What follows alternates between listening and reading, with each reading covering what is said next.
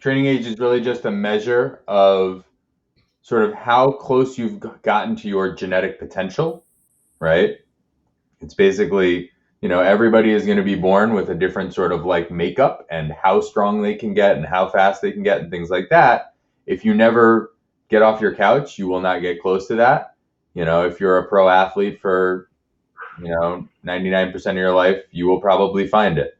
So when we talk about training programs, one thing that's useful to talk about is that training age. And it's broken into three main kind of groupings: novice, intermediate, and advanced, right?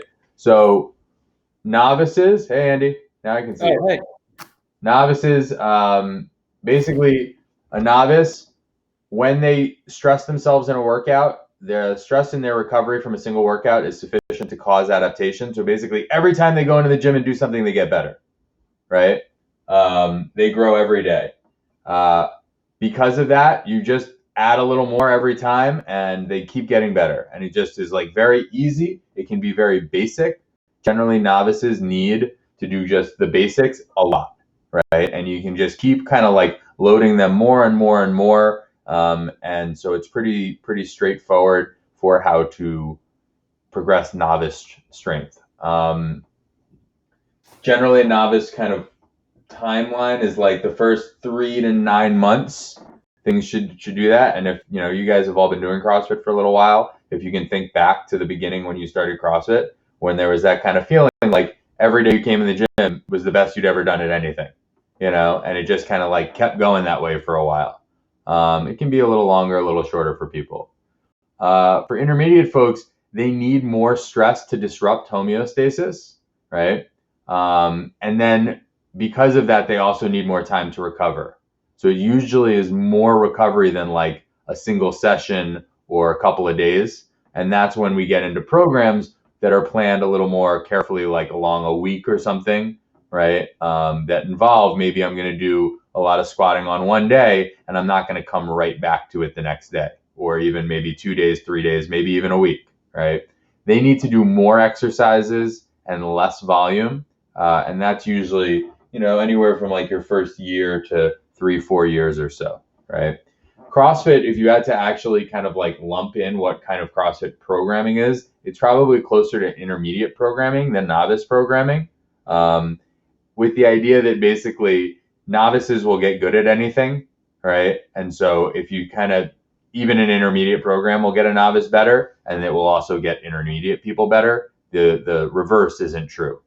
Advanced, we don't have to talk about for very long. These are people who are like really touching the ceiling of their genetic potential, or I think about it as like they are sharpening the last like little bits of their knife, right? And for them, like training, recovery, all that stuff is a full-time job. They think about training as like doses in like weeks or blocks, where they'll have like heavy week, taper week, competition week, things like that. Probably not if you are an advanced from a training age perspective, you already know it, right? And you probably have like medals to go along with it. One thing to note is that it doesn't like elite competitors. There could be people in the CrossFit Games who are intermediate athletes, right? So advanced doesn't necessarily mean elite. Well, advanced probably means elite, but intermediate doesn't necessarily mean not good, right? Similarly, like novice doesn't necessarily mean beginner, right? It just means that you can still train very kind of simply and get a lot better. Okay? Does that make sense to people? Questions on how that works? All right. So we'll get a little into training programs, right? Because I think the reason I wanted to do this was I know that some people are like, hey, I have a barbell at home. I want to do some stuff on my own, but I'm not really sure what I should be doing or how to set it up, right? Novice training programs, almost all of them are linear progression, right? The most classic linear progression is what's called the starting strength novice progression. And I can show it to you. It looks like this. All right, so that's the starting strength novice progression. If you just Google that, you will find it. It's basically a every other day progression where you're training like 3, maybe 4 days a week, and you squat every day. you alternate press and bench press, you alternate deadlift, and eventually power clean. And it's pretty straightforward. It's 3 sets of 5 reps of almost everything except for deadlifts. Deadlifts, they actually do 1 set of 5 reps with the idea that deadlifts are the most sort of neurologically kind of taxing, so that you want to keep the volume low there. And basically, you start with something that's pretty doable, and every time you show up, you add 5 pounds to your squat or your bench press, and then you just keep on going. And the goal is you just keep doing that and run it into the ground. So that is the most basic of the linear progression programs. Let's see how I do this. Stop sharing. Okay, cool. Oh, I forgot to share this, but this is cool. At least I like this. That's the novice, intermediate, and advanced sort of like training cycle. If you're into that kind of thing, right? You can see the novices adapt really quickly. You can see the rate of adaptation slows.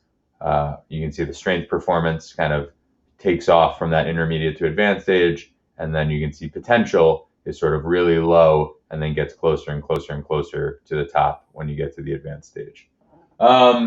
So back to training programs. I just wanted to show you that real quick. I can send you all this stuff, guys. So starting strength, the novice progression is pretty popular. If you ever heard of like strong lifts 5x5, it's the same idea. Those are basically the same thing. They're really basic. They're very simple. They give you lots of exposure to the basic lifts. So I would recommend that for anyone who wants to start with something just like really easy. You do 3 days a week, 3 sets, 5 reps, and just add 5 pounds to everything every time. All right. Eventually that peters out. The goal, and one of the things that I think is really important for people, is it's meant to be done until you literally fail under the barbell, right? Until you fail enough to dump the weight. And for a lot of people, they get into something where, they're 6 weeks in and they're like, oh man, this is heavy. I'm not going to be able to do it this week. And then they do it. And then the next time they're like, I can't do it. And then they do it. And then they go another 4 weeks where every time they show up to the gym, they swear that there's no way they're going to be able to squat that much that day. And then they do, right? So there is something valuable there, right, in running a true linear. When you fail a starting strength novice program, what they want you to do is reset to 70% of where you failed at. Or sorry, to 90% of where you failed at, 90%. And then start again. So if you were at 200 pounds, when you failed your squats, you drop back down to 180, and then you just start building again. And the idea is you've built yourself a little bit of kind of like breathing room so that your adaptation gets ahead of kind of like the blunt force trauma. Eventually you'll get to a point where that doesn't work anymore, right? And that's when intermediate programs come in, right? Intermediate programs balance rest and work a little more creatively. Some of the most popular ones are Texas Method, which is also a Rippetoe program. 531 or Wendler is an intermediate program. And then there are some programs that I would call like in between intermediate and advanced, like the Russian squat cycle or Smolov, if you've ever heard of those. I would say those are closer to advanced. True advanced programs are like custom tailored to one person.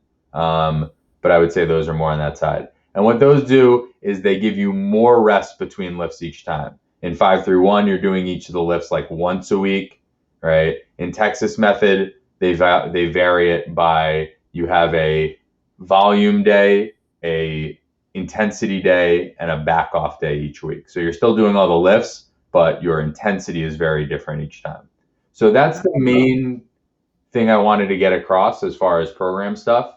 There's a million programs out there. I can always help people pick one, but I wanted to give people just sort of like an overview of why you would choose different ones, and then kind of give you some tools for like, where am I at? The big thing I always tell people is if you have never done a linear and ran it into the ground, do that, right? If you haven't done that yet, that will get you stronger faster than anything else. I think people often are attracted to things that are a little like sexier, but nothing is as effective as a just like pure basic linear progression.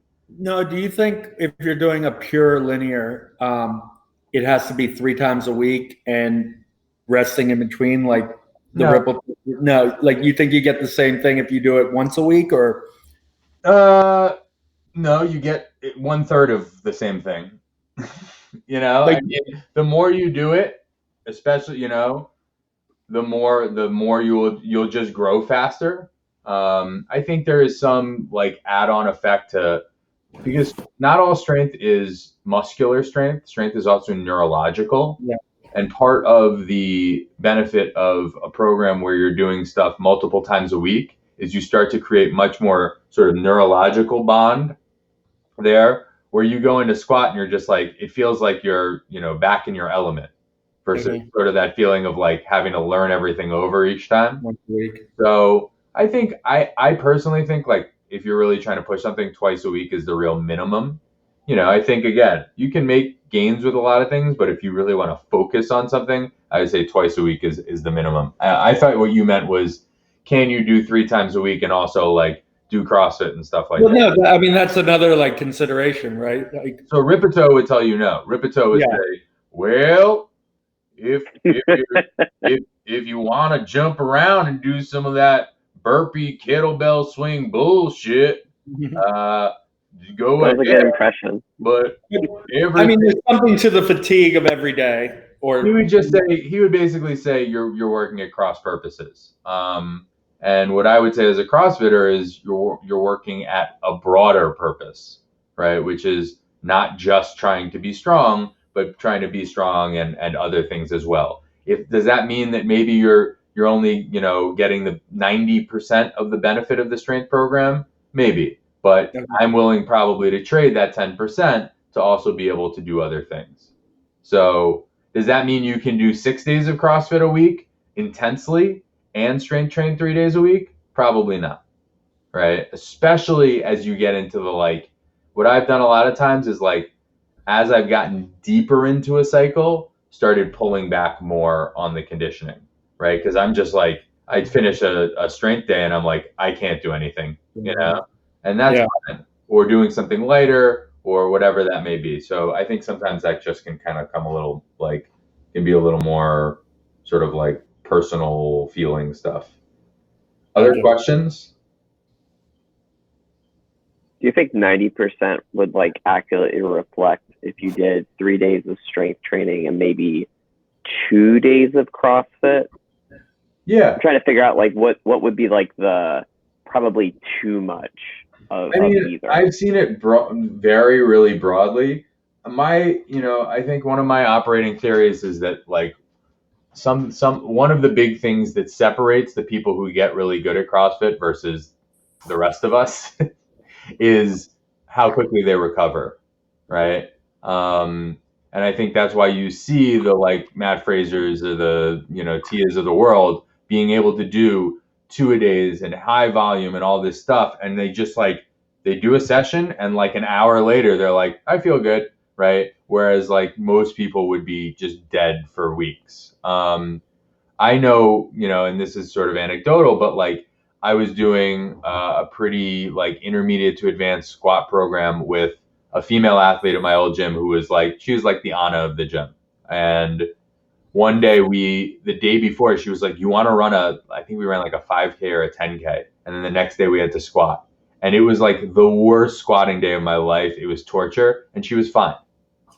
She was totally fine. She was like 4 years older than me too. So that wasn't an excuse. So, I think a lot of times that can vary pretty widely, like how much is too much.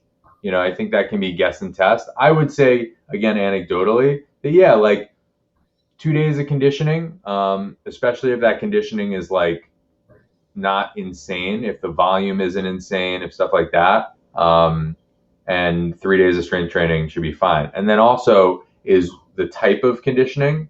So you'll see that a lot of the times, like the strength training community likes things like prowler pushes and stuff like that, sled pushes, things like that. Sled pushes have no eccentric, right? Sled pushes are all moving forward and no decelerating. Eccentric portions of movements tend to be the things that bust you up and make you sore. So if you can do stuff like that, where you don't have to worry about like controlling something down, it makes it slightly easier to recover. So a lot of times they'll do stuff like that. Even like, assault bike sprints, are things where you're not going to get quite that same amount of like lactate buildup and just beat down effect, and just being easy on your joints. Other questions? Who's anybody doing like a dedicated strength program right now? I had a nice 2-day-a-weeker going, but then a pandemic broke out. Yeah, it's throwing a real monkey wrench into things. I know Ripito has like a real big thing about not really, especially as in the novice phase, not really doing more than three days of strength training a week. Yeah. Is that for a pretty good reason? I mean, I think it's, it's basically based around the week in some ways, like around the, there's the confines of the business week more than anything. I do think, with real strength training, you do generally want like a day off in between. And especially since his basic program is so squat heavy, and you're squatting every day, you could probably do it as like a 4-day-a-week program if that fourth day was like a non-squat day or something, or you could do it as like a 4-day where, 2 days are squat days and 2 days are deadlift days. I've become more and more, when I first started doing this stuff, when I did start the starting strength cert and did my platform test and all that, I've done all that stuff. I thought that the 3x5 was like some sort of, like golden ratio, like a Fibonacci sequence that Mark Ripito had made up. And it's not. It's just one format, right? There's a lot of leeway in how you program these formats. I think they're more, it's more sort of art than science in a lot of ways. I think a lot of it is about like what you want to do in some ways, how your week looks, things like that. I think there's a big human element in it. So I think you could totally do it in another way. Okay. Anybody else? Okay. I don't want these to be, was that you, Andy? Okay. I want these, the goal is for these to be like 30 minutes long, to be like, things to get people thinking about stuff. If you want any like guidance and stuff, you can hit me up on the Slack channel or send me an email. I'm happy to like show you. I've got millions of billions of things downloaded. There's all sorts of cool like calculators and stuff out there, and I can point you towards them. Or if you're like, hey, I specifically want to do X, Y, Z, I want to get better at these 3 things or whatever, I can help, kind of give you the guidance about like, here's how I would do that. Cool. If you have larger questions outside of strength training stuff, remember Friday, we're doing FAQ with Sarah, which I think should be pretty fun. So that one, questions we're going to do like on the form, do them through the form. That way she'll get to see them and do a little like prep and research beforehand for some of them if they're not something that she like cold knows off the top of her head. Cool.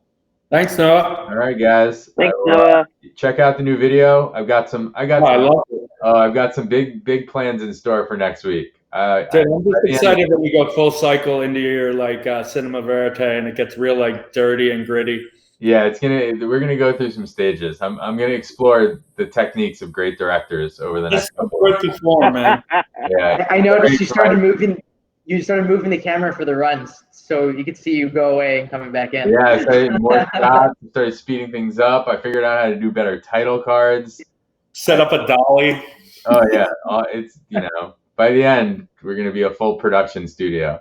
That's the shift, man. You got to pivot. Yeah, you never know. Maybe nobody will ever see each other again. And No, don't say That's that. all we have. I saw Joseph Miller this morning. He came to grab gear from the gym while I was there. So we sat on the opposite ends of the steps, like 10 feet away from each other, and talked about life. All right, friends. Thank you guys. Thank you, sir. Have a great night. Yeah, hit me up if you got any other questions. See y'all. Nice seeing y'all. Bye. Later. Bye.